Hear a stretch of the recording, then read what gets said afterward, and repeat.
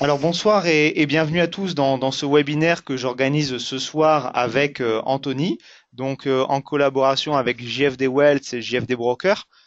JFD Wealth, JFD Broker, justement, je vais y revenir un petit peu après, je vous expliquerai la différence et comment ça se structure. Et on va aborder ce soir, enfin c'est surtout en fait Anthony qui va aborder ce soir le sujet qui est de ce soir, donc quelle allocation d'actifs privilégiée lorsque les taux d'intérêt montent. Donc un sujet qui est en pleine actualité, puisqu'effectivement on a pu voir la semaine dernière qu'il y avait énormément de tensions sur les taux, sur les décisions de taux de la Fed. Donc c'est vraiment un sujet d'actualité, c'est vraiment un sujet intéressant. Et c'est surtout essentiellement Anthony qui va le présenter, comme je le disais, parce que moi c'est vrai que c'est pas, enfin voilà, c'est quelque chose qui me dépasse et je vais aussi, je pense, apprendre beaucoup de choses ce soir, comme vous tous. Alors, comme je disais, bah, Anthony donc, va présenter le webinaire. Je vais co-animer le webinaire avec Anthony. Donc là, vous avez nos présentations, nos photos. Je sais qu'on peut pas voir nos webcams à travers le logiciel, mais au moins comme ça, vous voyez un petit peu qui on est. Alors justement, je vous disais JFD Broker, JFD Wealth. En fait, JFD Broker, JFD Wealth, il y a JFD Prime aussi. Tout ça, c'est regroupé sous JFD Group, plus généralement. C'est trois entités qui ont des activités bien différentes. Alors, JFD Broker, vous connaissez, hein, on n'a plus besoin de vous le présenter. JFD Broker, c'est un courtier sur le Forex, essentiellement à destination des particuliers. Donc, Forex et CFD à destination des particuliers. Et comme vous le savez, on a l'objectif de JFD Broker, c'était de proposer aux clients particuliers, aux investisseurs particuliers, les mêmes conditions de trading que celles que peuvent obtenir des institutionnels, des fonds, des hedge funds, etc. Donc vraiment une qualité d'exécution exemplaire, les prix sans manipulation. Enfin voilà, vraiment les conditions de trading en fait idéales pour trader correctement. Alors, l'idée, elle vient d'où? Elle vient simplement du fait qu'effectivement, un débutant, bah, déjà, c'est difficile le trading, c'est une activité difficile. Si en plus, effectivement, on n'a pas les meilleures conditions de trading, ça devient impossible. Donc ça, c'était un peu l'idée de JFD Broker, c'est voilà, d'offrir, bah, d'ailleurs, JFD Broker, Just Fair and Direct, hein, d'offrir des conditions équitables, justes pour tous. JFD Prime, c'est un petit peu comme JFD Broker, mais c'est le côté institutionnel. Donc, ça va être de la provision de liquidité, ça va être offrir des solutions clés en main pour d'autres brokers. Donc, je pense pas que ça vous concerne trop ce soir. Et JFD Wells, bah, je vais peut-être laisser directement toi, Anthony, présenter JFD Wells, qui reste de toute manière un petit peu dans la même idée que JFD Broker, c'est-à-dire démocratiser quelque chose qui n'est pas accessible à tous, à l'ensemble des investisseurs.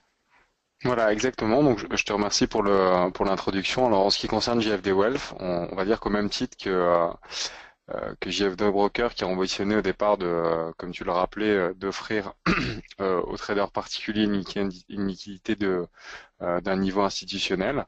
Donc, en fait, de démocratiser ce qui se faisait dans le milieu institutionnel pour le particulier. Chez JFD Wealth, on ambitionne d'aussi démocratiser l'accès en fait aux solutions qui sont usuellement réservées aux banquiers, aux clientèles, à la clientèle des banquiers privés, euh, c'est-à-dire aussi bien des produits structurés que des certificats, l'accès aussi aux stratégies alternatives. Et donc tout ce microcosme qui est plutôt réservé à la clientèle élitiste, donc généralement on parle de souscriptions ou de comptes qui sont supérieurs aux millions d'euros et qui sont réservés donc à la clientèle des banquiers privés, mais le rendre accessible aux particuliers avec des solutions. Alors on est en train de travailler donc sur ce genre de choses. Visiblement, ça devrait sortir avant la fin de l'année, mais par exemple, on va proposer la stratégie Topspin que vous connaissez peut-être, qui est une stratégie d'investissement alternative à partir de 1000 euros sur des certificats. Donc, à ce titre-là, c'est vraiment un facteur de démocratisation de ce type de stratégie qui habituellement est réservé à des clients pour des beaucoup plus gros montants. Donc voilà, on s'inspire toujours de la philosophie, je dirais, de JFD, qui est de vraiment de rendre accessible les marchés financiers. Alors c'est passé historiquement par l'accès à la liquidité et aujourd'hui, euh, eh bien, à travers JFD Wealth, le groupe ambitionne de démocratiser aussi l'accès à des solutions d'investissement. Voilà. D'accord, impeccable. Donc c'est vrai, effectivement, pour rappeler un petit peu l'historique de Topspin, c'est vrai que déjà Topspin, c'était assez innovant quand ça a été lancé, que ce soit accessible pour 25 000 euros, parce que déjà à la base, ce genre de stratégie, il faut mettre plusieurs centaines de milliers, voire parfois le million d'euros, pour pouvoir accéder à ce genre de produits qui sont généralement offerts par des hedge funds. Donc déjà 25 000 euros, c'était déjà, je dirais, une petite révolution.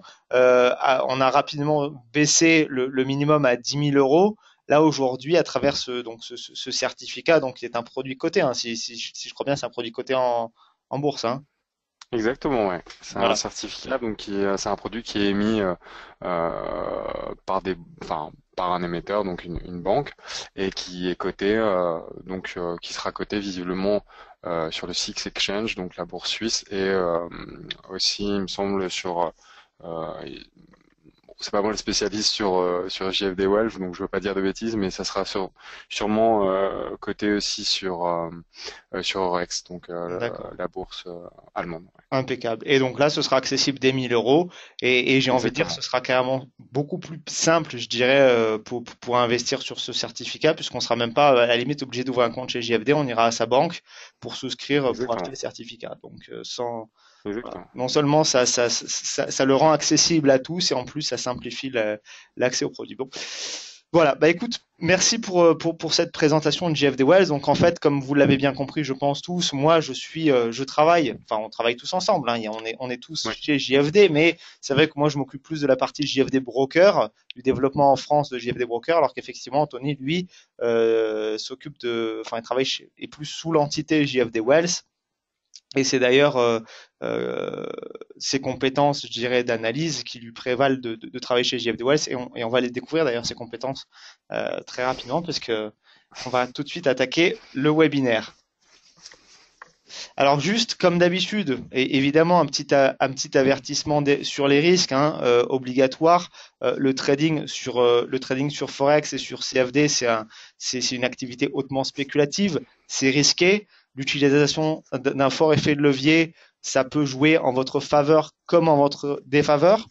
Les pertes que vous réalisez, ou que vous pouvez réaliser en faisant du trading sur marge, donc du trading avec un effet de levier, peuvent être supérieures au capital initialement déposé chez votre broker. Donc, je vous invite à lire avec attention la divulgation des risques et la politique de confidentialité avant d'ouvrir un compte, parce qu'effectivement, c'est une activité bien particulière qui ne convient pas forcément à tout le monde.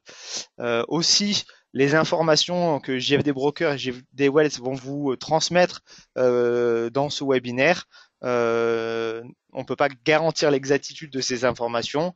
Euh, voilà, on ne peut pas être tenu responsable des informations qui vont être communiquées durant ce webinaire. Et comme toujours, si une performance est présentée, rappelez-vous bien que les performances passées de quelque instrument financier que ce soit ne sont pas les performances à venir. Donc voilà, normalement vous devriez le savoir, mais on le rappelle. Juste avant de commencer le webinaire, on va changer un tout petit peu le mode de fonctionnement. Je sais que vous avez l'habitude, quand on fait un webinaire, qu'on fasse la présentation et qu'à la fin on pose toutes les questions. On a décidé avec Anthony aujourd'hui de changer un petit peu la formule et de répondre aux questions au fur et à mesure. Donc après chaque slide, après chaque diapositive, on va répondre aux questions avant de passer à la suivante. Donc comme vous l'avez fait quand je vous ai demandé tout à l'heure si le son était OK, là vous avez le chat pour me poser les questions. Donc moi je les lirai à haute voix et Anthony ou moi-même y répondront au fur et à mesure du webinaire. Et à la fin du webinaire, si vous avez des questions d'ordre général sur JFD Broker ou sur JFD Wealth, là on y répondra à la fin, mais ce ne sera pas enregistré. Voilà, je passe donc au slide suivant. Je te laisse donc la parole maintenant, Anthony. ok, super, merci. Alors, comme vous le savez peut-être, on a donc à l'occasion du dernier meeting de la Fed, qui s'est donc déroulé le 18 septembre dernier, étant donné que finalement de la hausse hypothétique des taux directeurs de la Fédérale Réserve devient un sujet assez central.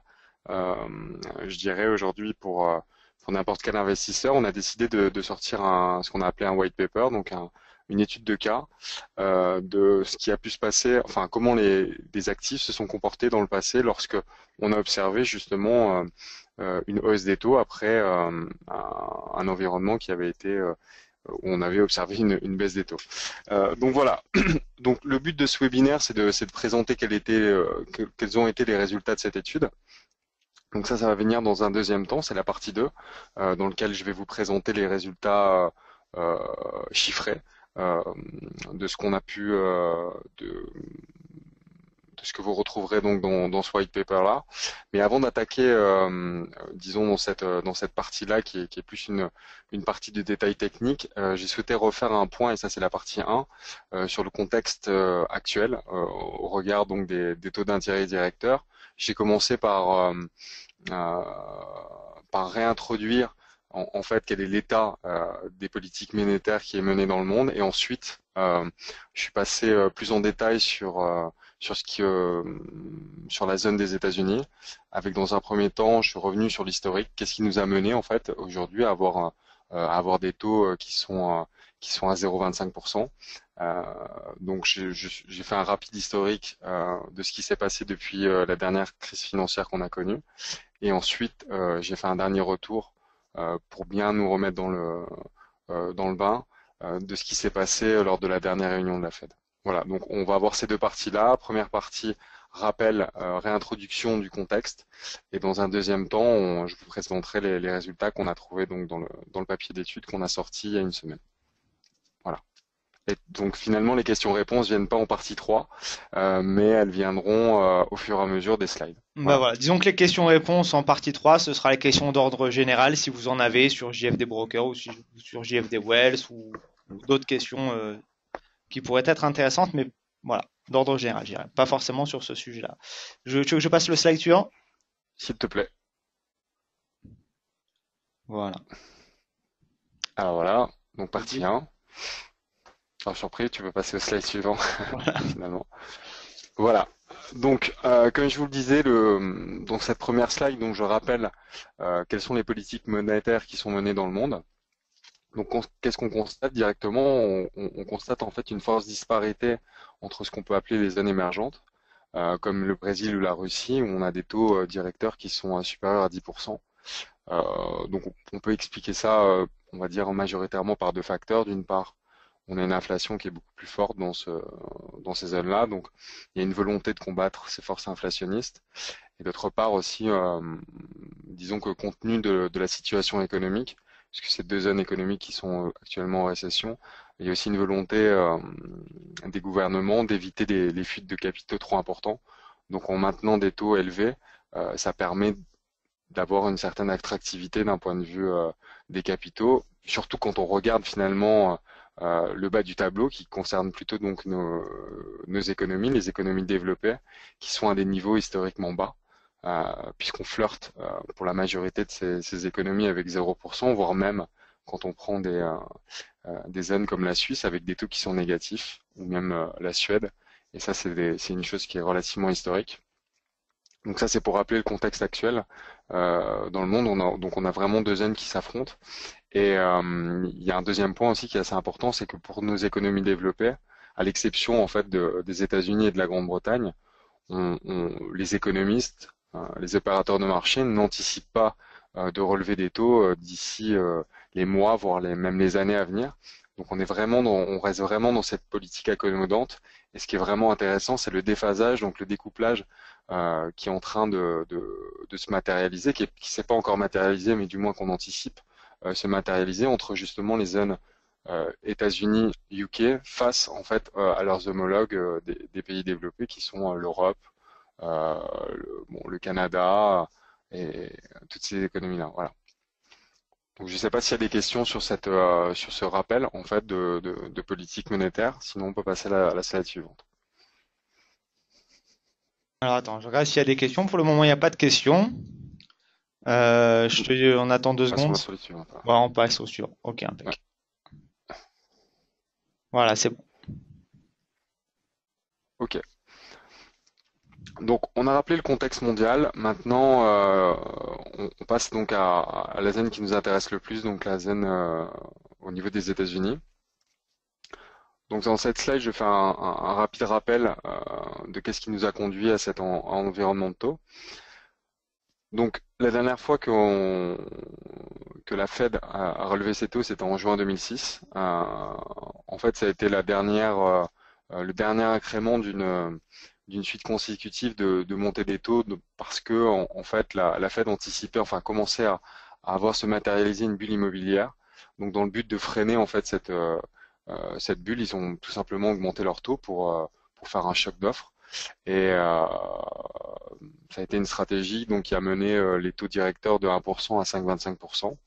Finalement, comme on le sait, pour la plupart des investisseurs, en 2007, finalement, cette bulle a finalement éclaté, malgré tout. Donc la Fed s'est vue contrainte en fait de descendre ses taux euh, pour contrer en fait les forces plutôt de récession, pour rebooster l'économie, puisqu'on a eu vraiment un choc qui a été très important et qui a été en plus amplifié par tout, comme on le sait, par tous les produits dérivés qui apportaient du levier sur ces prêts hypothécaires. Donc la Fed, en fait, à l'inverse de ce qu'elle avait pu faire pour essayer de combattre cette bulle immobilière, elle a dû colmater finalement son éclatement en descendant ses taux donc de 5,25 à 0,25, donc quasi 0%, et de façon très rapide. Finalement, cette baisse successive de taux n'a pas été suffisante pour, euh, pour relancer l'économie. Donc, elle s'est lancée au même titre que le Japon l'avait implémenté dans les années 2000. Elle s'est lancée donc dans une série de quantitative easing.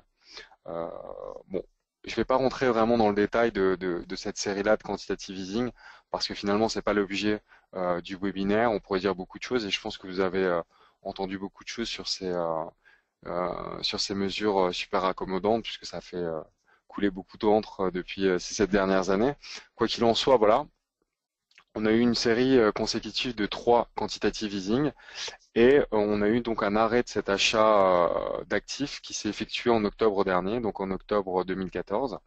Et à partir de cette date-là, donc on a commencé à anticiper, du moins les opérateurs de marché, on, com- on commençait à anticiper une hypothétique relevée des taux de la Fed, puisque finalement, d'un point de vue, on a une économie qui s'améliorait, et puis en arrêtant en fait le quantitative easing, on a commencé à lancer les spéculations, enfin ils ont commencé à lancer les spéculations sur une hausse des taux, et c'est où on se situe aujourd'hui. Donc, je ne sais pas s'il y a des questions sur cette slide, sinon on peut passer aussi à la suivante. Non, je vois pas de questions pour le moment. Je passe donc à la suivante si tu veux. Juste Alors on peut-être le peut temps que passer à les la suivante. gens. Non. Super. S'il y a une question, je te dirai. Pour le moment, je dirai pas de question. Ok. De toute façon, au pire, on peut revenir Ouais, on peut sur la revenir en slide arrière. suivante. Donc voilà. Donc tout ce contexte nous a, comme je le disais, donc avec l'arrêt des achats d'actifs de la part de la Fed, on a commencé à anticiper euh, une montée des taux qui paraissait assez logique euh, dans le schéma, on va dire, traditionnel des politiques monétaires telles qu'elles sont menées. Et donc ça nous conduit directement au dernier meeting, à la dernière décision de la Fed qui a eu lieu le 18 septembre pardon, dernier, comme vous le savez souvent. Donc en quelques chiffres, qu'est-ce qui s'est passé à ce meeting-là? Donc ça a été le 55e meeting sans hausse de taux de façon consécutive. Donc c'est la série la plus importante euh, d'inaction en fait, enfin du moins d'inaction haussière de la Fed. Voilà, on a eu 9 votants contre 1, donc 9 présidents qui ont été qui ont voté pour un statu quo, donc un maintien de la politique monétaire à 0,20 avec un taux directeur à 0,25%, contre un qui s'appelle Lacker et qui lui a milité pour une hausse de 25 points de base. Ensuite, en ce qui concerne les anticipations des opérateurs de marché, pour dire que finalement on navigue de plus en plus à vue d'œil, c'est-à-dire on a vraiment deux écoles qui s'affrontent et on a du mal à anticiper en fait le timing. On a eu 58 économistes qui ont envisagé un statu quo et 56 qui eux militaient pour une hausse des taux. Donc on est vraiment, on va dire, à parité, 50-50. Donc c'est vraiment pas évident d'anticiper, mais ce qui est important de noter, c'est qu'on converge quand même. La probabilité à chaque meeting l'en- le- de plus en plus, on va avoir une probabilité importante d'observer, enfin, ou du moins une anticipation, une probabilité d'anticipation qui ne va ne cesser de se renforcer au niveau de la hausse des taux. Et donc, il faut s'y préparer, d'autant plus que quand on regarde finalement les critères quantitatifs auxquels la Fed apporte de l'importance, qui sont l'inflation et le taux de chômage, qui sont étroitement corrélés. On est proche sur l'inflation corps, donc c'est-à-dire quand on soustrait l'effet des matières premières, en particulier du pétrole, on est proche de la cible de la Fed qui est à 2%. Et on est proche de ce qu'ils appellent le point d'emploi à 5%, donc puisqu'on a 5,1%. Donc d'un point de vue quantitatif, on est vraiment, il y a bon, en plus, on a un taux de croissance qui est sorti plutôt bon aux États-Unis dernièrement, qui a été révisé à la hausse. Et donc tout ça, ça encourage d'un point de vue domestique. On va dire qu'on est en phase avec un contexte qui militerait pour une hausse des taux. Après, quand on regarde des facteurs plus qualitatifs, donc c'est ce qu'a évoqué la Fed lors de ce dernier meeting, notamment ce qui peut se passer au niveau des émergents ou même des forces déflationnistes qu'on peut anticiper, même si elles se matérialisent pas encore, euh, mais qui sont un scénario à ne pas écarter. Au regard de ces différents spectres, la Fed a décidé de ne pas augmenter ses taux pour ne pas créer un choc supplémentaire sur les marchés, enfin ou dans les économies de façon plus globale. Mais voilà, ce qu'il faut retenir, c'est qu'on a un contexte domestique qui est assez positif et qui milite, lui, en revanche, pour une hausse des taux. Donc, vraisemblablement, on devrait l'avoir se matérialiser prochainement ou pas. Et voilà, c'est ce qui anime les débats. Et en tout cas, il faut essayer de s'y préparer puisque c'est un futur qui devient plus qu'hypothétique. Voilà. Donc ça, c'est pour la première partie. Toujours Alors, pareil, s'il y a des questions, alors j'ai quelqu'un qui me disait elles quel sont est les le bienvenues. lien et après il me disait arrêt du QE et hausse des taux. Est-ce que Patrick donc peut me préciser mieux à moins que tu aies compris ce qu'il voulait dire, mais est-ce que Patrick peut me préciser mieux l'objet de sa demande, sa question?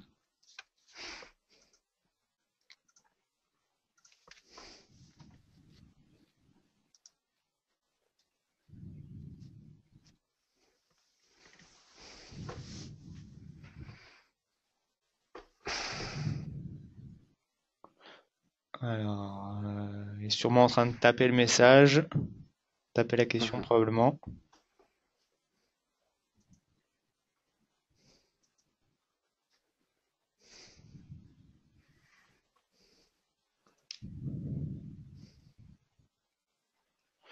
Pourquoi un arrêt entraîne une hausse des taux? Pourquoi un arrêt du QE entraîne une hausse des taux? Alors, je me suis peut-être mal exprimé à ce niveau-là. Il n'y a pas de systématisme, hein. Ce qui est important de comprendre, c'est que en fait, l'arrêt du QE, c'est un signal fort qu'éventuellement une hausse des taux va intervenir. Ce qu'il faut bien comprendre, c'est que le mandat premier d'une banque centrale, c'est de limiter l'inflation, en fait, de la rendre assez forte, mais sans qu'elle soit trop importante, c'est-à-dire de la maintenir, comme on l'entend souvent à chaque réunion, au niveau des 2%. Euh, Quand on se lance dans des mesures aussi extraordinaires que des quantitative easing, on inonde en fait le marché de liquidité, donc on crée un choc d'offres, enfin, de demande plutôt. Et ça, c'est après bon, finalement, il y a plusieurs théories qui s'affrontent hein, au niveau de qu'est-ce qui crée l'inflation in fine. Mais quand on regarde la théorie quantitative de la monnaie, en fait, quand on augmente la base monétaire de façon importante, in fine, on va créer de l'inflation parce qu'on finalement on crée un choc de demande. Et le but d'une banque centrale, avant tout, c'est de maîtriser cette inflation. Et une des armes qu'elle a à sa disposition pour freiner l'inflation, c'est d'augmenter ses taux. Donc disons que dans la mécanique telle qu'elle est définie et dans les théories, notamment dans la théorie quantitative de la monnaie, euh, finalement, ce qui vient de façon logique après avoir relancé donc l'économie par par avoir apporté beaucoup de liquidité à cette économie-là, une fois qu'elle est relancée, le but c'est de maîtriser son inflation et ça passe par une hausse des taux. D'accord, donc c'est une logique en fait. Il n'y a, il y a Voilà, pas de systématisme, hein, il n'y a pas mais de disons que c'est c'est- une école qui est défendue Et il faut pas oublier que le mandat d'une banque centrale, c'est de maîtriser l'inflation tout en maintenant ce plein emploi, lui-même qui doit créer des forces inflationnistes euh, par la suite, parce qu'un plein emploi, on est toujours il faut bien comprendre ces mécanismes d'offre et de demande. Mais si une entreprise, en fait, il faut voir le comment dire, il faut voir le chômage comme un stock. Une fois que ce stock est épuisé, en fait, pour pouvoir pour pouvoir recréer du stock, une entreprise va devoir augmenter les salaires, en fait, nécessairement, puisqu'elle va plus trouver de main-d'œuvre. En augmentant les salaires, elle va devoir, donc, elle va avoir des marges qui vont être plus faibles, et pour réaugmenter ces marges, réaugmenter les prix. Et donc, du coup, on a une inflation qui est in fine un peu plus importante. Voilà. Donc, mécaniquement, par le passé, lorsque le chômage est faible, l'inflation est plus forte.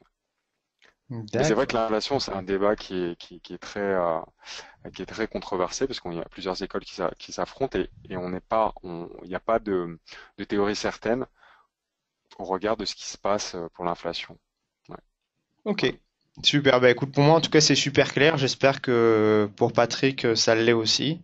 En tout cas, merci Patrick d'avoir posé cette question. Ok, il me dit c'est parfait. Super. Alors, on peut passer donc à la deuxième partie donc de ce webinaire. Euh, donc là, je vous ai présenté vraiment le contexte, pourquoi on est dans enfin pourquoi et qu'est-ce qui nous a amené à avoir des taux si faibles et pourquoi aujourd'hui on peut se poser la question, qu'est-ce qui se passerait dans l'hypothèse où les taux augmentent, puisque les taux montent, les taux directeurs monteraient, puisque visiblement c'est ce qui va se passer. Il n'y a pas de certitude, ça s'est pas encore matérialisé, mais comment je peux m'y préparer? C'est intéressant toujours euh, de s'être posé la question en amont pour ne pas être dépassé par les événements. Voilà. Effectivement. Alors, donc, donc c'est ce que vous retrouverez dans le white paper qui est un peu plus complet que ces webinaires. Mais le but du webinaire, c'est vraiment vous présenter les résultats pour que éventuellement vous ayez l'envie Ah, aussi d'aller alors lire en plus en justement, j'ai une profondeur. question. Est-ce que ce white paper, les Ouais. clients pourront le recevoir par email après, le PDF complet ou pas? Ah, alors, ils l'ont déjà reçu normalement, mais c'est vrai D'accord. que malheureusement, il est qu'en anglais, disponible qu'en anglais pour le moment. En revanche, on pourra réenvoyer. Peut-être que les personnes qui souhaitent qu'on leur envoie peuvent écrire leur adresse email dans le chat et on va leur envoyer. Enfin, je pense que Marc, tu pourras leur Ouais, envoyer je pourrais envoyer. Ouais, bien sûr, pas de sur- problème. après la fin du webinaire. Ok, impec. Je Alors, passe au là, tu slide passes suivant. à la slide suivante. Voilà. Ok, super. Alors, avant d'en venir en fait aux différentes performances des différentes classes d'actifs. Alors, encore une fois, hein, dans le webinaire, je me suis limité aux classes d'actifs qui sont les actions et les obligations, qui sont des classes d'actifs principales. Il a fallu remonter dans l'histoire, voir, essayer de trouver des périodes où on avait des hausses des taux. Donc, pour ce faire, je me suis servi d'un benchmark, hein, donc d'un indice de référence qui s'appelle le Federal Funds Target Rate, qui est le taux directeur euh, de la Banque centrale. Donc à chaque meeting, ils votent sur cette target-là, sur ce taux, sur ce benchmark. Et donc en analysant, donc j'aurais pu remonter plus loin, mais je me suis limité donc à une période d'à peu près 30 ans. Euh, et en revenant donc sur ce taux-là, j'ai pu trouver 5 périodes de hausse des taux donc qui sont listés dans le tableau plus bas. Donc on a trouvé 5 périodes et à partir de ces 5 périodes, j'ai commencé à analyser qu'est-ce qui s'est passé en termes de performance et de risque sur les classes d'actifs qui sont les actions, les obligations. Alors sur le white paper, vous trouvez un peu plus de classes d'actifs, mais dans le webinaire, on va se limiter à ça. Donc ça, c'est la slide suivante. Donc je pense que là, il n'y a pas de question, parce qu'il n'y a pas de... Alors attends, si j'ai Enfin, quelqu'un peut-être qui qu'il y en me a une, pose une mais... question, en fait, il me dit bonjour. Ah, ok. Je enfin, il me dit bonjour, on ne peut pas voir la montée des taux sur la courbe des taux à 3 mois. Alors, en fait, il faut bien comprendre quelque chose. C'est vrai que quand on fait une étude, j'aurais pu prendre le taux à 10 ans, par exemple, c'est vrai. Mais là, ce qui m'a intéressé, c'est de voir qu'est-ce qui se passait quand les taux directeurs, euh, donc qui sont symbolisés par le Federal Funds Target Rate, montent. C'est-à-dire que quand la Fed décide, et mécaniquement, lorsque ces taux-là montent, les taux de façon mécanique, hein, les taux sur les maturités plus longues vont monter également. C'est pas nécessairement le cas, mais c'est souvent le cas. Et Ok. dans cette étude, il faut toujours partir en fait d'une hypothèse de base. Et ce qui m'a intéressé de regarder, c'est en partant de ce benchmark-là, et c'est un peu le débat qu'on avait précédemment. À partir de ce benchmark-là, quand la Fed décide que ces taux directeurs doivent monter, là, comme on peut le voir sur le graphe numéro 2, on a des niveaux plus bas. Donc, quand on va avoir un petit incrément vers le haut ou une série de petits incréments, c'est ce qu'on peut espérer ou anticiper de ce qui nous attend dans les 2 prochaines années ou peut-être même si on ne part pas jusqu'en 2017, mais du moins jusqu'en 2016. Qu'est-ce qui s'est passé? En fait, en réanticipant, c'est un peu comme si ces 5 périodes-là, vous voyez, il y a des incréments qui sont successifs. Si je les accolais au bout de cette courbe et que je me dis, voilà, au final, ce qui m'attend dans le futur, c'est de subir, enfin, pas de subir, mais d'observer à nouveau euh, une des 5 périodes qui s'est effectuée précédemment. Et voilà quel est le postulat. Donc j'aurais pu effectivement prendre du taux 10 ans, mais j'ai choisi parce à un moment, il faut faire un choix de prendre plutôt ce Federal Funds Target Rate. Voilà, Ok, impeccable. Super. qui sert de Et, benchmark. bah écoute, j'ai pas d'autres questions, donc je pense, Ok, passer au slide suivant. super. Voilà. Alors, donc quand on revient sur la performance action, à l'issue de ces 5 périodes, finalement, on se rend compte qu'on a une période. Donc, alors, première chose déjà, c'est vrai qu'on parle du marché américain. Donc, je me suis servi comme benchmark du S&P 500. Euh, donc j'ai analysé sa performance durant les 5 périodes que j'ai définies précédemment. Et donc voilà. Et donc ces performances, elles sont listées dans la table qui vous est présentée sur cette slide. Donc à l'exception de la période numéro 3, finalement dans les 4 autres périodes, on a une performance qui est positive pour le S&P 500. Et je dirais ça, c'est un peu à contrario de ce qu'on peut souvent entendre ou souvent supposer, c'est que finalement les hausses de taux seraient négatives ou amèneraient des performances actions qui sont négatives. En fait, non, parce que c'est vrai que généralement, euh, quand on a une hausse des taux, ça s'accompagne aussi d'une économie qui se porte bien.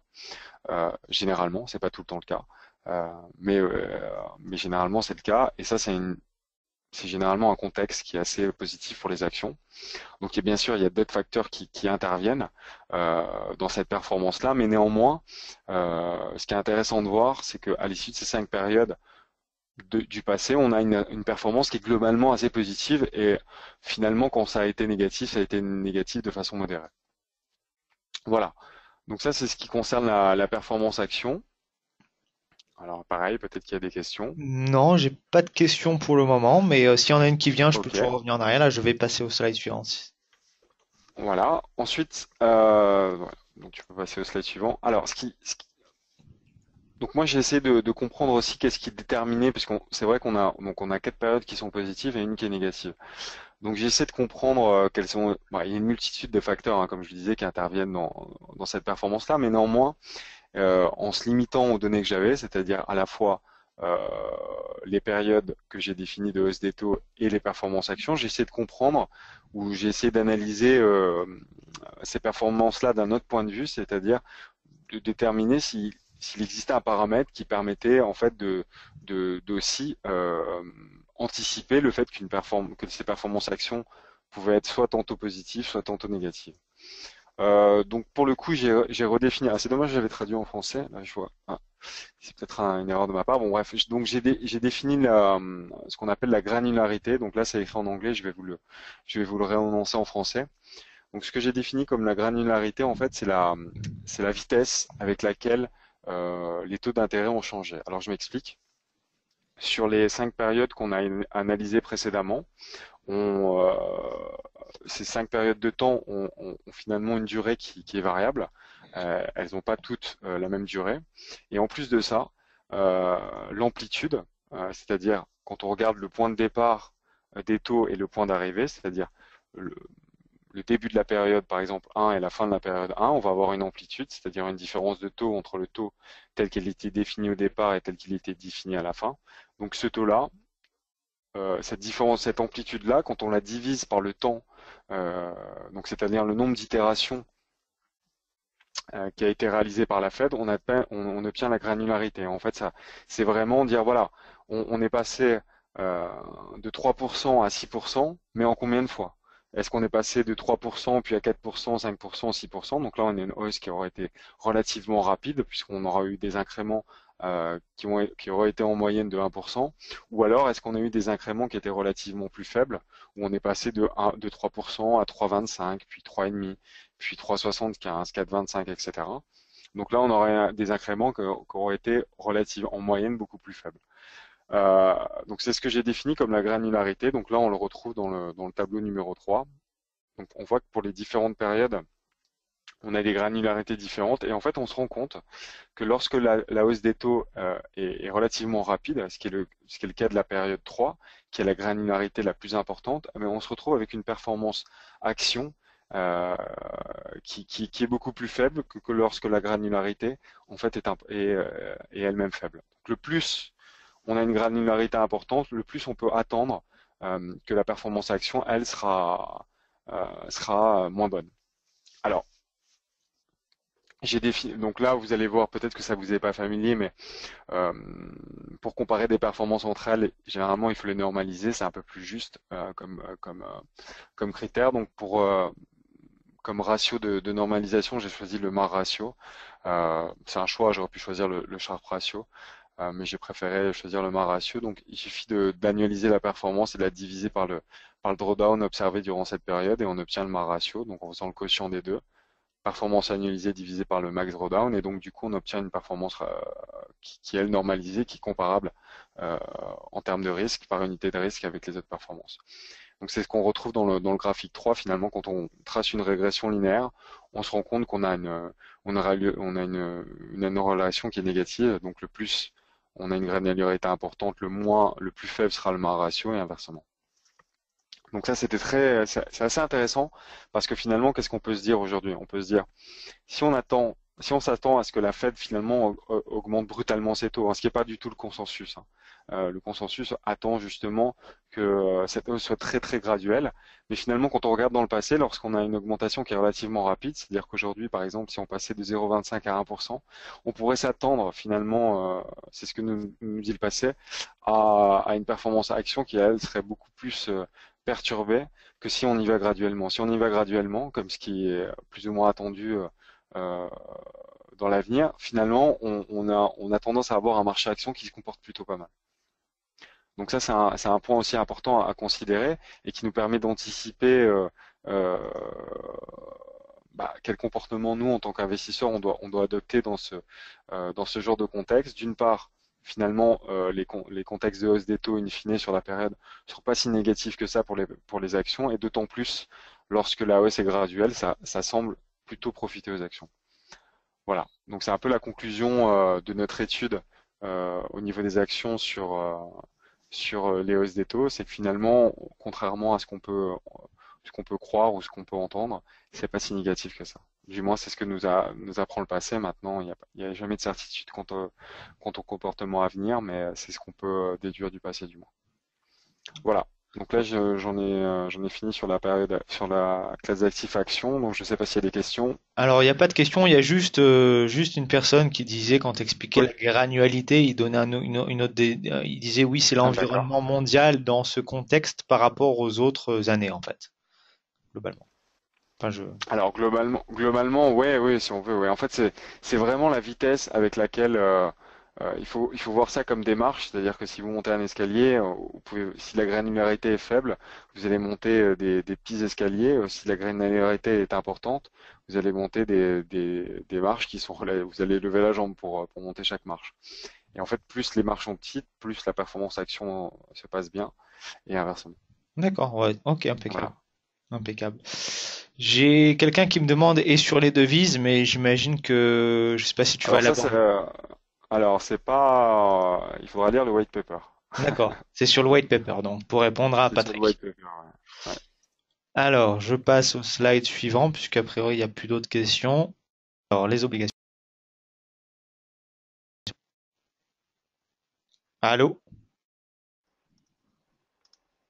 Alors maintenant, on va s'intéresser donc aux obligations, qui est la deuxième grande. Oui. Je sais Tu, pas, tu est-ce que continues de tu m'entendre? m'entends, Allô? Anthony? J'ai perdu le son, moi je ne t'entends plus. Et toi, tu peux m'entendre? Ah, c'est embêtant. Là, tu peux m'entendre ou Ah, pas du tout? quelqu'un me dit qu'il nous entend tous les deux. Donc merde, c'est peut-être de mon côté en fait qu'il y a un problème. Ah, Bah écoute, est-ce que tout le monde entend tout, enfin enfin, est-ce qu'il y a d'autres personnes qui ont le même problème que moi, qui n'entendent que Marc en fait que moi, ou alors je suis le seul de mon côté?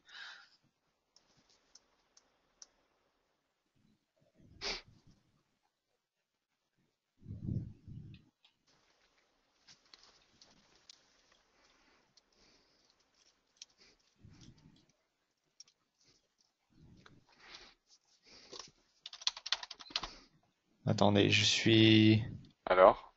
je suis un Toujours peu pareil, confus. Attendez, bougez pas, je vais essayer de faire une manipulation.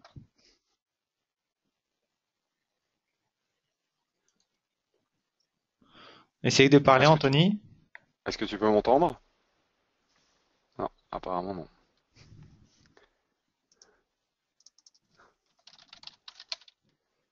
Alors là, je parle, donc tu Bah, devrais a priori, m'entendre. dans le chat, tout le monde dit qu'ils entendent tout, enfin tous les deux, mais moi, du coup, voilà, je suis coupé du monde, j'entends plus rien. Bon, alors je te propose que de continuer le webinaire et puis je vais t'indiquer par chat qu'une fois que Écoute, j'aurai. j'entends plus rien du tout. Tout le monde me dit qu'ils entendent très bien. A priori, il y a que moi qui entends plus. Donc, ce que je vais faire, Anthony, c'est que bah, je vais te laisser la parole. Voilà, je vais te laisser la parole et tu me diras sur Skype comment changer, quand changer de slide et quand je dois poser la question. Ok, on fait comme ça. Ok, super. Alors, bon, désolé pour le petit incident technique. Alors, pour revenir sur cette dernière classe d'actifs qui sont les obligations, le but de l'étude, c'était aussi alors, les obligations, c'est un spectre qui est relativement large. Donc, le but, c'était de couvrir un maximum de ce spectre-là. Donc, pour ce faire, on a sélectionné 5 benchmarks. Donc, 5 indices actions indices obligations, pardon, qui sont censés représenter l'univers du crédit et des obligations. Donc pour ce faire, on a choisi le Barclays US Credit Index, le US Corporate High Yield, et ensuite on a choisi trois benchmarks de Treasury Bond, donc qui sont des obligations d'État avec des durations qui sont différentes. On a pris du 1-3 ans, 3-7 ans et 7-10 ans, donc c'est les plus classiques. Et ça permet aussi de regarder au-delà donc du gouvernement bond comment ça se comporte en termes de duration. Donc là, vous avez toujours pareil, vous avez un tableau qui récapitule. Alors malheureusement, on n'a pas pu faire euh, les calculs pour les deux premières périodes parce qu'on n'avait pas les datas. C'est des indices qui ont été créés après finalement les périodes 1 et 2. Donc on a pu seulement limiter notre étude aux périodes 3, 4 et 5. Néanmoins, ça reste quand même intéressant et significatif. Donc on voit que suivant les périodes, on a toujours la période 3, hein, je le rappelle par rapport à la slide précédente, c'est aussi une période où c'est la période avec la granularité la plus importante, hein. Donc là, on voit aussi que ça a un impact puisque à l'exception des gouvernements de bonds à faible duration, donc des emprunts d'État à faible duration, on a une performance qui est négative de façon généralisée sur l'ensemble des indices obligations. Et ensuite, au niveau des périodes 4 et 5, période 5, on a une performance positive sur l'ensemble des indices, et période 5, c'est un peu plus disparate. Euh, voilà. Ce qui est important de retenir, c'est que si on veut être sûr de soi quand les taux augmentent, eh bien, il suffit de sélectionner. Enfin, il suffit. Il faut mieux privilégier des obligations avec une duration faible. C'est le cas, par exemple, de l'US Treasury 1.3 Index, qui lui donc a une performance positive pour les trois périodes. Et si on veut chercher la diversification, si on est confident dans l'économie, puisque les taux d'intérêt augmentent aussi quand l'économie se porte bien, euh, quand les marges sont là, quand les entreprises sont en bonne santé, on peut diversifier avec du high yield, puisqu'on le voit dans la période 5, on a une performance qui est absolument importante, de plus de 15%. Et finalement, le risque reste relativement mesuré dans les périodes 3 et 4. Donc disons on a un risk-reward qui peut être intéressant à ce niveau-là, au niveau du high yield. Voilà, maintenant, ça suffit pas non plus surtout au regard du contexte actuel. Ça, je tiens à mettre un petit bémol. En plus, on est sur du US Corporate High Yield. Il faut savoir que par construction, c'est un secteur qui est beaucoup, enfin, c'est un indice qui va être beaucoup orienté sur des pétrolières et parapétrolières. Et c'est pas un secteur qui se porte très bien aujourd'hui où on a beaucoup de visibilité. Donc je mets un petit bémol au niveau de l'US Corporate High Yield. En revanche, quand on se tourne, si on regarde du côté de l'Europe, on a on a du high yield euh, dans des secteurs où on a un peu plus de visibilité que le secteur des matières premières et qui peuvent constituer en termes de gestion de portefeuille un très bon outil de diversification lorsque les taux augmentent. Puisque en fait, ce qu'il faut comprendre dans le mécanisme, c'est que vous avez la valeur faciale de votre obligation qui, par définition, par mécanisme, va baisser. Donc, vous allez accuser d'une moins-value euh, sur cette valeur faciale puisque les taux augmentent. Donc, ça, c'est des principes de base. En revanche, les coupons que vous allez percevoir vont pouvoir être réinvestis à des taux supérieurs. Et donc finalement, quand on n'a pas de défaut de liquidité, quand on continue à avoir une bonne demande sur ces sous-jacents-là, on se retrouve avec des performances qui peuvent être vraiment très appréciables. Et puis on le voit là, 15,31%, c'est une super performance. Voilà. Donc je vais indiquer à Marc qui peut prendre les questions. Marc, prendre les questions. C'est dommage qu'on ait perdu le son, du coup ça écarte un peu. Alors moi, bon, moi j'entends toujours rien, mais bon, a priori ça J'attends qu'il fonctionne m'indique. correctement. Il y a que de mon côté que c'est pas bon. Donc il n'y a pas de questions pour le moment, donc je vais passer au slide suivant. Ok, super.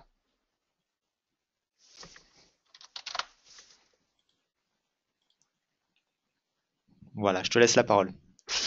Voilà, donc avec cette dernière slide, on conclut donc un peu le webinaire. Vraiment, le but c'était de vous présenter brièvement euh, les résultats de notre étude. Maintenant, si vous souhaitez avoir plus de détails, il faut tout simplement télécharger le white paper et le parcourir, hein. Même si vous n'êtes pas super familier avec l'anglais, il y a beaucoup de tableaux, de graphiques, et donc ça servira toujours de référence. Même si vous maîtrisez pas très bien l'anglais, c'est pas un souci. Il y a vraiment des choses qui sont intéressantes et qui peuvent être extraites de ce white paper là et être utilisées dans l'avenir. Donc n'hésitez pas à jeter un coup d'œil. Voilà, donc ce qu'il faut bien retenir, c'est que, et c'est un peu le scénario vers lequel on se dirige aujourd'hui, donc c'est pour ça que c'est d'autant plus important, c'est que finalement, ce qu'on peut observer aussi bien sur les actions que sur les obligations, c'est que lorsque les taux directeurs évoluent, augmentent, montent, mais de façon graduelle, finalement, on a un impact sur la performance qui est assez positif, aussi bien sur les actions, sur les obligations. Donc, on peut pas toujours anticiper puisque c'est vrai que ça reste les marchés financiers, donc le contexte évolue toujours de façon différente de ce qu'il a pu être dans le passé. Néanmoins, nous on considère toujours que regarder ce qui s'est passé dans le passé, même si c'est pas forcément, c'est pas une garantie. euh, de ce qui va se passer dans le futur, ça donne toujours en fait une bonne indication et ça donne du moins un contexte et ça permet de se préparer. Ensuite, il faut rester quand même flexible et il faut rester factuel et regarder ce qui se passe à l'instant T. Néanmoins, on a ça pour nous. Quand on anticipe une hausse des taux, mais de façon graduelle, ça reste un environnement qui est en général positif pour les obligations et les actions. Voilà, donc je vais demander à Marc de prendre les questions à nouveau.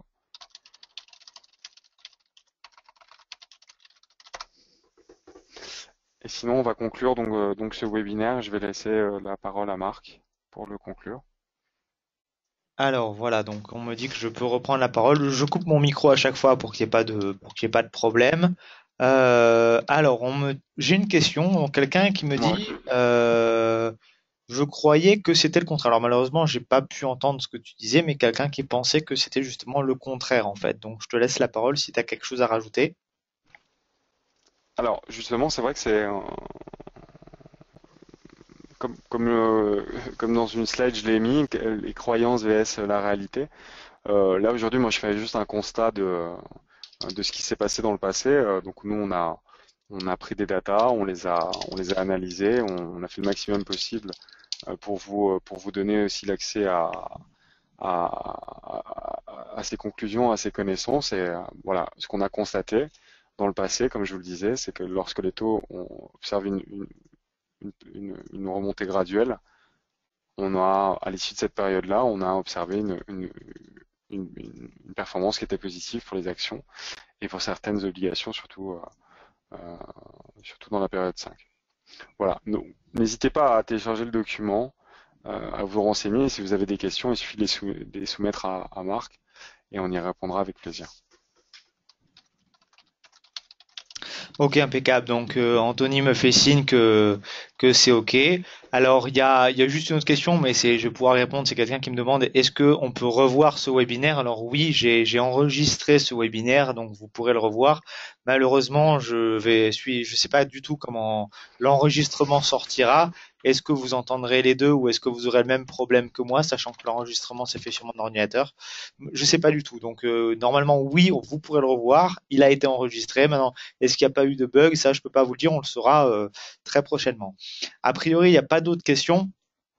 Donc, je vais conclure ce webinaire. Alors, surtout, si vous avez des questions, je vous ai mis mon adresse email, hein, rafar@jfdbroker.com.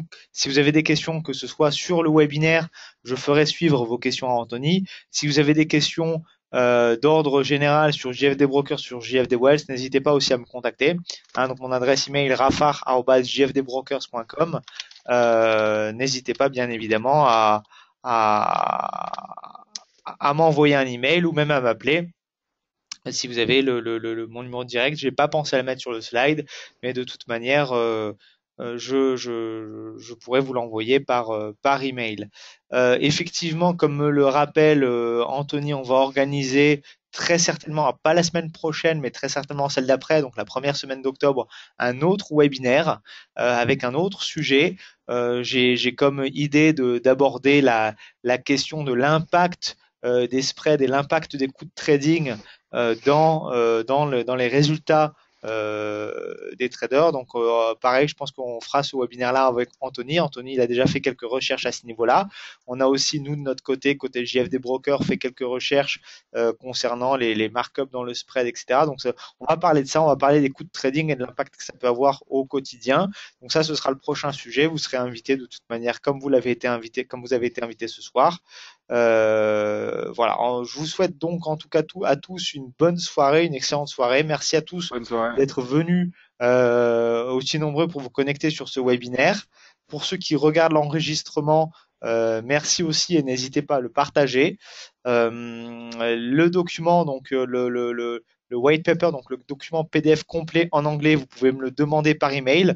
D'ailleurs, je pense que on a demandé au début du webinaire de mettre dans le chat vos adresses email pour recevoir le white paper. Je pense que le plus simple, c'est de m'envoyer un email et moi, je vous l'envoie en retour parce qu'effectivement, il y a des personnes qui regarderont ce webinaire de manière différée. Donc, envoyez-moi un email, rafar@jfdbrokers.com et je vous enverrai ce white paper complet en anglais, mais qui reprend toutes les classes actives, notamment les devises, parce qu'il y avait quelqu'un qui voulait savoir l'impact sur les devises.